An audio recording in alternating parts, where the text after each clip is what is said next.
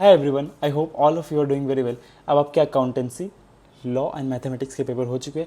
I hope कि आपके mathematics का पेपर बहुत अच्छा गया होगा। अगर पेपर थोड़ा मेरा ऊपर नीचे गया है तो डोंट वरी, सब ठीक हो जाएगा, पास हो जाओगे। नाउ अब आपका फोकस सिर्फ और सिर्फ इकोनॉमिक्स पे होना चाहिए। एंड एवरीबॉडी नोज़ कि इकोनॉमिक्स बहुत स्कोरिंग सब्जेक्ट है। आप आराम से 90 प्लस आराम से स्कोर कर सकते हो अगर आपका प्लान प्रॉपर हो और आप उसको प्रॉपर तरीके से एग्जीक्यूट करो। तो देखो, आपका प्लान वाला काम तो मैं लेकर आ गया हूँ। मैं आपको प्रॉपर प्लान बताऊंगा कि कैसे आप 1.5 दिन में पूरे इकोनॉमिक्स को अच्छे से कवर कर सकते हो, प्लस आप कैसे आरटीपी एमटीपी सबको कवर कर सकते हो। ठीक है, अब सबको पता है इकोनॉमिक्स इज़ अ सब्जेक्ट जो बच्चों के एग्रीगेट्स बनाने में हेल्प कर सकता है। अगर आपका 90 मार्क्स ईजिली आ गया, 80 मार्क्स आ गया, तो आपका एग्रीगेट बढ़ जाएगा, 200 प्लस आप इजीली चले जाओगे और आपको रैंक लाने में भी हेल्प कर सकता है। ठीक है, एंड एवरीबॉडी नोज अंत भला तो सब भला। अगर एग्ज़ाम का अंत अच्छे से हो पाएगा तो आपका इंप्रेशन अबाउट द एग्जाम्स बहुत अच्छा रहेगा, आपका 1.5-2 महीना बहुत अच्छा जाएगा। ठीक है, so now your focus should shift to economics. तो इस वीडियो में आई विल टेल यू कि कैसे आप इकोनॉमिक्स को रिवाइज़ करोगे, रिवाइज़ करते समय क्या क्या important things we should be kept in mind, plus revision order क्या होना चाहिए, एंड लास्ट कुछ एग्जाम के लिए इंपॉर्टेंट टिप्स बताऊंगा। ठीक है, कभी कभी होता है कि बच्चे बोलते हैं कि सर ABC सबका आंसर लग रहा है कि ये भी हो सकता है वो भी हो सकता है, तो कैसे डील करेंगे? I will tell you that as well. Now just simple request, if you are new to channel subscribe कर दो, एंड अगर आपको वीडियो अच्छा लगे तो do share with your friends. And जो भी मैं स्ट्रैटेजी बताऊंगा ये मेरे टेलीग्राम चैनल पे भी अवेलेबल है। The link to Telegram channel is given in description, you can join my channel as well. सबसे पहला बात, तो जब आप रिवाइज़ करोगे तो कैसे रिवाइज़ करना है? तो देखो, बहुत सारे बच्चे होते हैं जो बोलते हैं सर मैं यूट्यूब वीडियोज़ देख लेता हूँ, एक प्लेलिस्ट है उसमें 4-5 वीडियो है, सारा कवर हो जा रहा है। Never go for YouTube videos. If you are confident about the topics, आपने 1-2 बार रिवाइज़ कर रखा है, यूट्यूब वीडियोज़ पे आप नहीं जाओगे। आपके जो बुक्स है, इवन ICAI का स्टडी मटेरियल है, नोट्स, आप उससे कवर करोगे। ठीक है, क्योंकि आपको कॉम्प्रिहेंसिवली कवर करके जाना है। यूट्यूब वीडियोज़ में हो सकता है ऊपर ऊपर से कवर हो। ठीक है, remember it's an MCQ exam, आपको कहीं से भी आ सकता है क्वेश्चंस। ठीक है, नाउ कोई बच्चे होते हैं जो बोलते हैं सर मैं MCQ पूरा 1000-1200 MCQ सॉल्व करके चला जाता हूँ।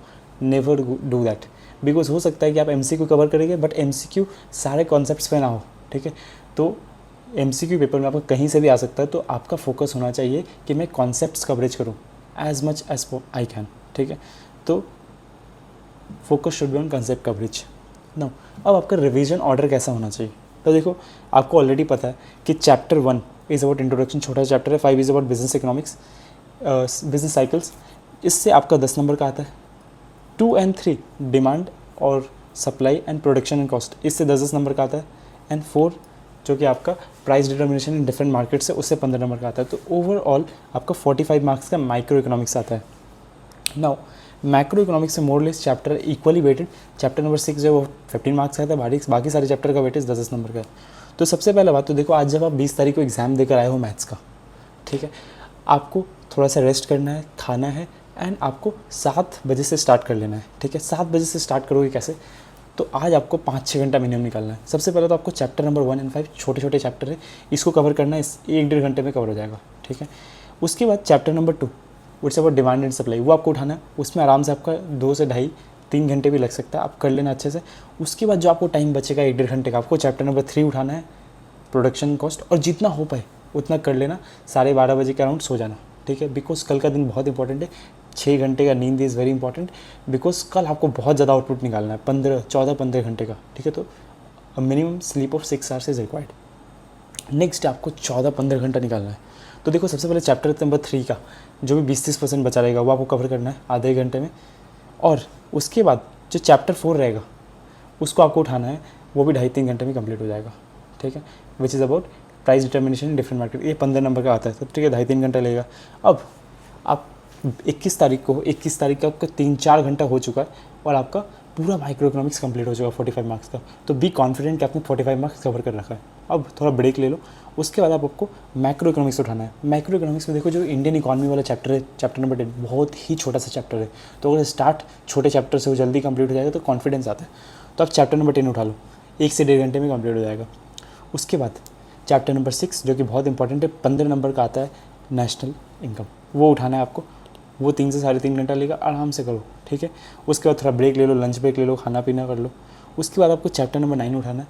Chapter number 9 is about international trade, ये भी बच्चों को थोड़ा अच्छा लगता है। ठीक है, तो आप ये उठा लो, 2.5-3 घंटे का लगेगा। उसके बाद आपको चैप्टर 8 उठाना है, उसके बाद मनी मार्केट। ठीक है, RBI वाला टॉपिक, 2.5 से 3 घंटा लगेगा, ये कर लो।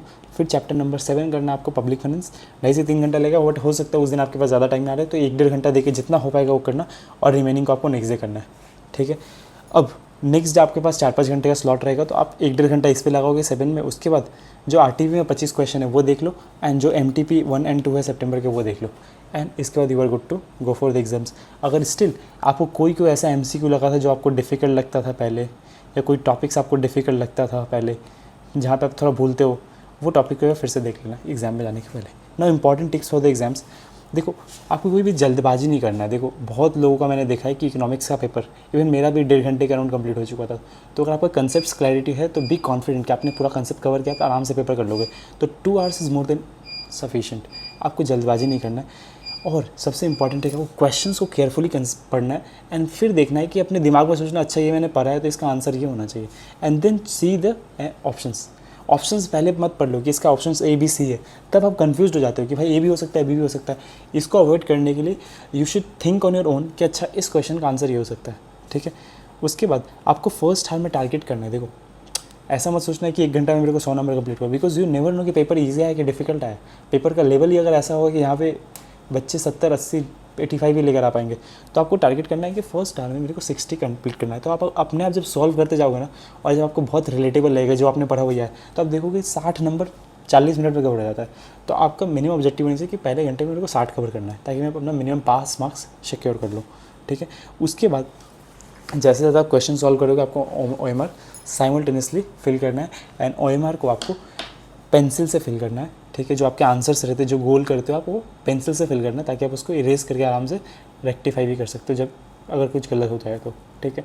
सो with this we are done with the strategy. आपको इस स्ट्रैटेजी को एग्जीक्यूट करना है, एंड आपको एग्जाम के बाद मुझे बताना है कि आपका एग्जाम्स कैसा गया, and of course I will wait for your good results.